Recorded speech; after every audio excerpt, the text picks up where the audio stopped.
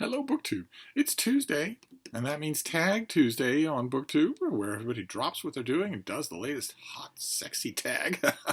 And today's tag, I was actually tagged in by its creator. This is the Spice Book Tag, and it is the 30th Foodie Book Tag from Josh at the Literary Gladiators. Incredible. What a ride it's been. The 30th one. And it's all about spices. These are delightful. These foodie book tags are delightful, even for me. And I am as far away from being a foodie as anybody of us gets in this little corner of BookTube. But even so, I love them. So we're just going to rush right ahead here. I've got the yoga tablet here. Notice the speakers are on either end of this battery, and the battery is a handhold. The battery is a bump in the design of the thing. It's not a flat tablet. Instead, the battery is where I hold the device, and the speakers come out of either end. Really interesting ergonomic design that I saw on Mark's channel, Book Time with Elvis, and immediately grabbed a copy for myself. I did not make him send me his, just so you know. I am using my powers as a super sexy YouTube influencer responsibly, for good. So the first prompt is salt, the ultimate spice. If you were an English teacher, what would you teach to add an engaging taste to your class? I know exactly what I would do in the modern era. The key is to make the greatest annoyance in the modern classroom and the greatest weakness of modern students into a strength. Don't try to banish it. Instead, convert it into a strength. These kids are on their phones all the time. So what I would do to add spice would be, well, okay, you're not just looking at entertainment here. You're not just scrolling through dancers on TikTok. You're also, let's be fair, gaining. I was saying this to my students. I would say you're also using that device to gain 90% of your information about the outside world. You don't sit down and watch the nightly news anymore. You learn what you're going to learn about the outside world from those devices that you're pretending you're not using when I've told you to turn them off. So what we're going to do to add spice to the class is we're going to pull up some news articles on your phone. You can pick the subject that interests you. Whatever interests you. Is it COVID-19? Is it the legitimacy of the 2020 U.S. presidential election? Is it some story from overseas? You're learning about these things on those devices. So what we're going to do, I'm going to remove the prohibition, and what we're going to do is sit down for an hour. We'll pull up a few of those articles and go through them. We'll go through them. We will interrogate those articles. Because I don't really care if you're reading this stuff on your phone. I care if you're doing it in class when you should be listening to me. But I don't really care if that's where you find it, provided that you are bringing to what you read on your phone what you should bring to everything else, which is critical thinking. You need to learn critical thinking, or you will be a dupe for every con man who comes along in your entire life. You need to learn critical thinking. You need to question what is being told to you as indisputable fact. And a lot of the stuff that you're reading on those phones is trying to convince you of something without having the goods. So let's explore critical thinking together on our phones. In other words, if I were talking to a class, I would say for this period, the assignment is to fool around on our phones instead of the punishment, instead of that being something that'll get you in trouble. That's what we're going to do for the next hour. I want you to interrogate the stuff you read on those devices so that you are not a dupe for anybody, because the future is in your hands. It's important to me and to everybody else that you not be a dupe. Trust me, that approach will work. That approach cannot fail. I used to do that with students, only we use newspapers instead. But that approach will not fail, and it has the supreme benefit of being true. It is completely true. Those kids in your class are going to run the world, and they're going to run it long before you leave it. So you're going to be at the mercy of what they do with it. So telling them that this is actually a case in which they have power, in which you are teaching them critical thinking for your own benefit, for your own self-protection. Psychiatrists might say, well, you might want to use that gambit because it will give the students a sense of empowerment, and that will make them engaged. That will keep them attentive to what you're doing. As if that were a lie. But it was always my foremost dictum, never to lie to my students. So, and that happens to be true. That approach happens to be true. It's in your own self-interest to teach them critical thinking. And to show them how much fun it can be. Once they know how much fun it is to interrogate stuff that's being handed to them, to figure out what is true and what isn't, once they learn that that's not only really important so that you're not duped in life, but that it's also a lot of fun, they'll love it and they'll thank you for it down the line. That should never be a goal either, but they will. They will say, I was just blundering around from one scroll item, one click farm to another until so-and-so taught me not to do that, not to be that way. So that's what I would do. That's prompt number 1 for salt. Prompt number 2 is black pepper. A classic that leaves a lingering aftertaste. I thought about this for a long time because ideally you want all books to leave a lingering aftertaste of one kind or another, whether they're classic or not, right? The non-canonical, you would never teach it in a classroom, although boy oh boy would your students love you if you did. The Mole People, the book The Mole People, leaves a lingering aftertaste. If any of the stuff in that book is true, then oh my god, that leaves a lingering aftertaste. But we're talking about canonical classics. I think probably for now, I mean, my answer would probably change every time I did this tag. But for now, probably what we call in English The Hunchback of Notre Dame by Victor Hugo. Probably that would be a classic that certainly leaves a lingering aftertaste. It is surgically perfect. It is, in terms of narrative control, it's the exact opposite of Les Miserables. It's just the exact opposite.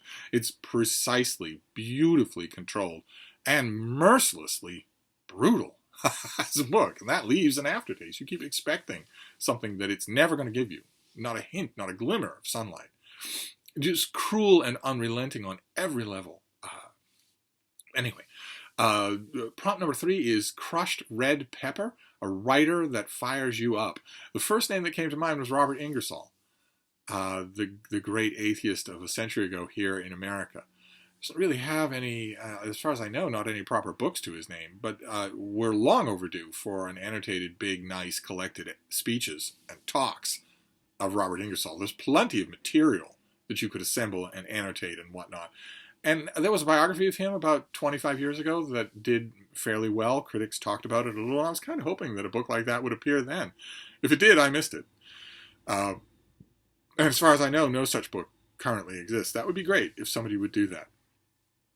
Because he very much fired up his audiences. That was a large chunk of his income, was his ability to do that. Prompt number 4 is Paprika, a writer that can be both mild and intense in their writing. I want to point out here, as long as we're talking about writing, is that when the subject of your sentence is alive, when your subject of your sentence is an individual human, it is not that, it is who. It's not a writer that, it's a writer who can be both mild and intense in their writing. And here I want to suggest someone that's, those of you who are fans of this writer won't need any convincing, and those of you who aren't fans of this writer will never be convinced. So I think some parts of BookTube refer to that as a Marmite author. Marmite is not made or consumed in the United States. And to paraphrase Star Wars, if it is not made or consumed in the United States, it does not exist. I'm going to say Maeve Binchy.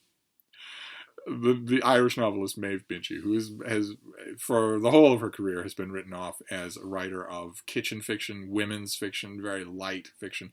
I myself don't think that's true of her books. I think they have a lot more substance than they are typically viewed as being. You would never, for instance, see anyone serious reviewing a Maeve Binchy novel. If she were still alive and producing these things, you would never see them reviewed in respectable journals. No one thought of her as a major artist working in our midst, is what I'm saying. And mild and intense definitely applies, because when Maeve Binchy felt like writing a happy ending or a comforting story, she could certainly do that, and did, and only because it brought her pleasure to do. And later on, once she had a career, she knew perfectly well it brought her readers pleasure as well. But there's a lot of intensity in those books that is just routinely dismissed by literary snobs. I'm not really sure why that is. I've never really been sure why that is. Maybe it's just that Circle of Friends became this kind of pop culture hit, had a movie, all that, maybe. I don't know. Somewhere along the line, she got tagged as an easy writer, a dismissible writer, and it stuck, and it has stuck. It's still sticking. But I would say her. I would say Mae Binchy.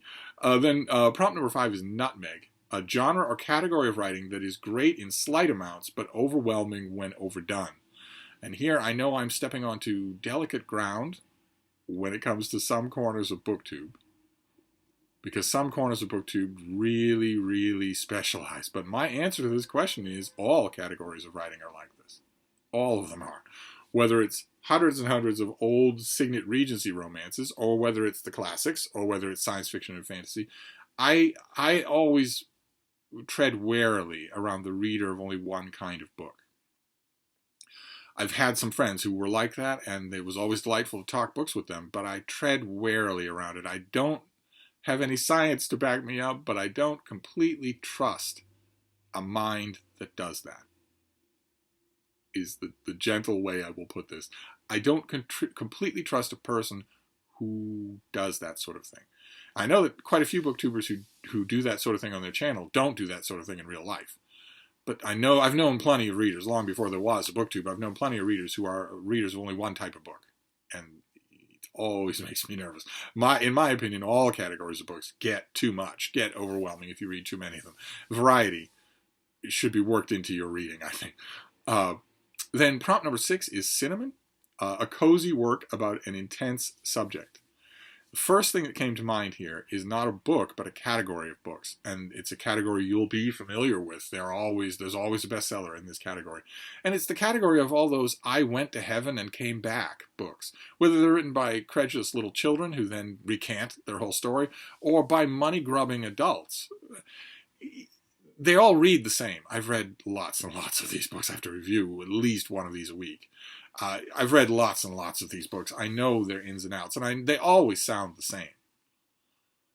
And the way they sound is always cozy. It's always that the person went from the misery and travail of this vale of tears to basically home, a place that some of them even describe that it smells like home cooking. One such book described that it smells like bacon. So I guess we know what faiths aren't there. But they all have that kind of tone. They're meant to be warming, welcoming. They're meant to be reassuring. They're meant to reinforce the ideas of the afterlife that their credulous religious buyers will already have, and not ever to present those buyers with anything that conflicts with that image of being called home to Jesus, that sort of thing. They're aimed squarely at the Bible Belt of America. But when you think about it, the subject is not cozy. The subject is not only immense, but otherworldly and downright terrifying. And none of these books ever hit that note. None of them do. I don't know of a Christian apologist going back 200 years who has ever hit the note that heaven might be terrifying. They all say it about hell. But heaven strikes me as just as terrifying. And I don't know of any that hit that note. And all this little subgenre, the very lucrative cottage industry that I'm talking about, never does. They're always very warm and cozy about what? Your identity being frozen in place forever and then transported to an alternate dimension where it will exist forever with uncountable throngs of the identities of other humans, plus uncountable throngs of gods, angels, what Christians call them, and also one God ruling over them all, who's notoriously unpredictable and infamously temperamental. The terrifying aspects of that, the immense aspects of that subject are never brought into these books. They are just meant to comfort. Things might be bad right now. Your arthritis might be bothering you right now. You might be missing your mom. But it's all going to be better, and it's going to be cozy, and it's going to be warm. People, not in any books that I've read, but money-grubbing grifter evangelicals in the United States will even talk about how warm and comfortable the beds are in heaven. I've lost count of how many of them have said some variation on that, how warm and comfortable the beds are. I always want to say I would never go to an audience of one of these people, because although they are professed to be Bible-thumping, believing Christians, I wouldn't make it out alive. The audience would simply kill me. But I always want to say to these charlatans, well, you are aware that you are biologically coded for sleep, right? But you're talking about a world in which you're not going to have a body anymore. You're going to sleep? You're going to sleep in heaven? Well, why are you going to do that? You aren't going to get tired in heaven. And sleep means that there'll be times when you're not praising God and not in his presence. You're going to volunteer for that? He's going to allow that? Well, how does sleep work in heaven? But anyway, I'm going to say just that whole category of I went to heaven books. And I won't stress this very hard, but any of you who are feeling combative, please don't mention near-death experiences in the comments or in my email, okay? Because near-death experiences are they are neurochemical. They can be induced in a perfectly healthy patient by an even halfway competent neurochemist, neurosurgeon. Which means they are not proof of any other realm. They are proof that your brain can produce this sensation under certain circumstances. And I might add, all cultures have near-death experiences. And always have. We have records of them in ancient Egypt. And the near-death experiences are leading the near-death experiencer to their own religious afterlife, not yours. So it's obviously a neurochemical response, all right? So let's not talk about them as if, well, you can dismiss the books, but you can't dismiss the reality of NDEs. I certainly can. I certainly can. If a neurochemist who's an atheist and who was trained at Johns Hopkins can induce this in you as a healthy 30-year-old and then wake you up from it, then it's not a portal to another world. It's a function of your brain. But anyway, let's just move on. The next one is garlic powder. What are your thoughts on Sparknotes? I'm a big fan of Sparknotes as an idea. Sparknotes, CliffNotes, the Made Easy series from Barnes & Noble, all the help sites online on Google and on YouTube. I'm a big fan of any of that. Anything that helps overwhelmed students to get into the world of the thing that is being introduced, that is simplified and introduced to them. Anything that will help them to do that, I'm a big fan of theoretically. The only problem is that ethics are hard. And so students who are first learning them don't want to do them. They don't want to live ethically. Living ethically is hard. It's a difficult thing to do. It's not easy. It's not the default. Certainly, it's not the default. It takes work to do. It's immensely rewarding. It's the only right way to live. But young people encountering that for the first time, children aren't told anything about ethical living one way or another. They're just allowed to be. But when you get into high school, suddenly you start to realize that you have so many choices that you are now faced with the subject of living ethically or not. And living ethically is harder than not. And so you can't talk about Sparknotes or CliffNotes in the abstract. You can only talk about them being misused by unethical students. And that raises all sorts of issues. I've talked to many teachers. I've confronted these sorts of things myself, and it's something that you're going to have to deal with if you're in the educational world. You're going to have to deal with students once they get old enough to be unethical. You're going to have to get used to students treating these things unethically, not as a very good, very positive introduction to a complex subject that will help to de-intimidate it, but as an easy means to fool, as an easy means to game the system. It's a shame, but that's the way it is. But in principle, I love them. And also, I might add, a friend of mine years and years ago said that I am the living CliffNotes, and if that's true, how could I disagree with them in principle? I certainly agree with the prospect. Then the next prompt is Turmeric, the most yellow book you own. I was going to put pictures on here, but instead I got you props, because I have two possibilities. One is arguably by Christopher Hitchens, which is a big, fat collection of his book reviews and political essays for various magazines. And it's really, really good. Infinitely revisitable. I think the hope was that it would go, a lot of people would put it on the same shelf as United States by Gore Vidal. There's a long and complicated history between Gore Vidal and Christopher Hitchens. I watched every inch of it, every minute of it unfold. But nevertheless, regardless of that history, I think it's true. I think it did happen. Arguably is a classic. But the other really bright yellow book on my shelves is The Yearling. I found this battered old Scribner illustrated edition at the Brattle with no dust jacket, obviously loved by probably generations of students. And this is a story of a young boy in Florida who befriends a little fawn. And it's brutal and heart-wrenching, beautifully done. I read recently a really good biography of the author, and naturally, I was looking at the bookshelves for yellow books. This and arguably jumped out. so it's going to be one of those two, or maybe both.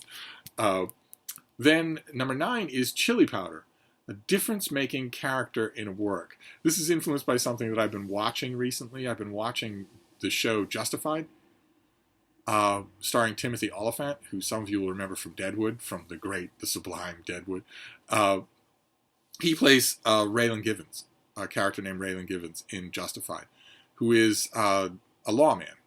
And he changes, this is a difference-making character in work, he changes every room that he enters. He was a creation of Elmore Leonard for a couple of novels and stories of Elmore Leonard. And again, I should point out the plug here. If you have not read Elmore Leonard, you really should. You really, really should. If you want an easy in, start with Writing the Rap, or start with a Raylan Givens book. But you don't have to start there. You can start anywhere. And you'd be really glad you did. Not only because he's a terrific author, but because once you get a taste for him, you'll have a huge number of books to read, which is always a pleasant feeling. But I was watching the show Justified, which is really, really good, really, really well scripted and really well paced, so that there's never a dull moment. And Oliphant is fantastic. He's really good in Deadwood. He's even better in Justified. Acting, let's just say, against type, and leave it at that. But that was on my mind. Since those were on my mind, I went back and read some Elmore Leonard, not Raylan Givens, and also other stuff as well. I really need a nice, big, hefty ebook collection of Elmore Leonard, but I have plenty of Elmore Leonard here. So I'm going to say Raylan Givens and use it as a plug, not just for Justified, but also for reading Elmore Leonard. You really won't be sorry. Then next prompt is Cardamom. And this is a work that can directly relieve you on a bad day. And my first response was that books don't usually do that. For me, they don't usually do that. I have, by UNESCO's latest estimate, 20 billion best friends on this planet. And they don't, most of them, don't preoccupy, they don't worry, they don't obsess, they're perfectly happy to play. Their needs are very simple, they are very easily pleased. And so usually if I need a day relieved, I go spend time with dogs, whether it's my own dogs or somebody else's dogs, the dogs in the neighborhood. Usually that's what I do. But if it's a book, it has occasionally been a book, and if it's a book, probably at the top of the list would be The Diaries of Samuel Pepys. From centuries ago, he was an English naval official who kept a private diary for 10 years, and led a busy life, dissolute life, a weird life, and an interesting life. He moved in higher rungs of society. He records the books that he's collecting, the musical instruments that he's collecting, the work that's being done on his house, the problems he's having with servants, the people that he meets, the Shakespeare performances that he goes to. And the thing that makes it remarkable is that he is completely unself-conscious the whole time. He's writing things that he shouldn't write. He's writing things that are don't do him any credit at all. It's rare that you find someone keeping a personal journal with that kind of completely unself-conscious honesty, which makes it beguiling reading. And that's one of the reasons why it will help on a day where I need relief. But there's another reason as well when you're reading Pepys' diary, and that is to realize when someone's writing with that kind of immediacy, you remember more than ever that that person did not believe that their world would ever end. Pepys was writing in the full vigor of his life. He was writing journal entries in the full vigor of his life. And yet we're reading him centuries later. Centuries later. All the things that worried him, all the things that gave him joy, all the things that irritated him, that he wrestled out in his journal entries, they're all long gone, centuries gone. And believe it or not, for me, there's a degree of comfort in that. If I'm feeling pressed on all sides, if there are phenomena going on in my life that just feel rotten and that just won't give me any peace of mind, it's comforting to read Pepys and think that it's not just that Pepys is centuries ago. It's that all of this stuff that's bothering me is going to be centuries ago. it's the same thing. It helps for me, it helps put things in perspective, which I think probably why I have so many different editions of Peeps. And then the last prompt, or before tagging people, is number 11, and that is, what is your favorite spice? I'm not going to stress this, but it's cinnamon. Very much so. And that leaves only who do you tag, and I tag everybody. If you have ever had a spice, if you've ever added a spice to your food, then you should do the spice book tag. You should be doing the foodie book tags anyway. They're epic. So I tag you all, as usual. So I'm going to wrap this up. Many thanks to Josh for tagging me. Can't wait to see what the next foodie book tag is like. I'll leave a link to his original video down below. And I'll wrap this up for now, but I'll be back. Thank you, BookTube.